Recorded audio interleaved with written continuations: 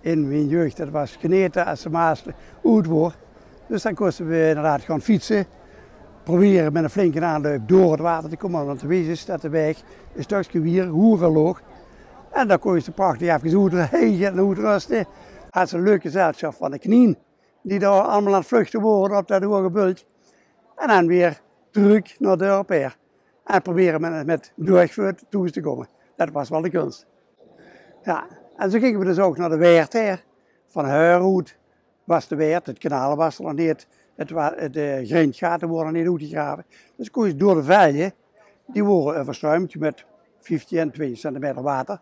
En dan verhoor het, en dan kon je fijn op schaatsen, zo dwars van de Weert her schaatsen. Een paar pinbruidjes pakken onderweg, maar dat mocht de praat niet drukken.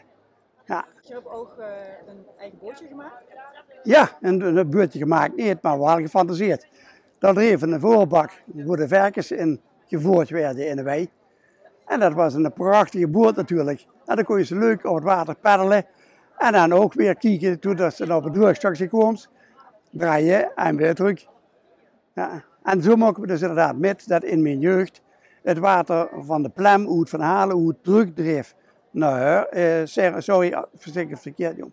Het dreef van de leer uit door de kook, Piet Kasteel en Heur naar Halen.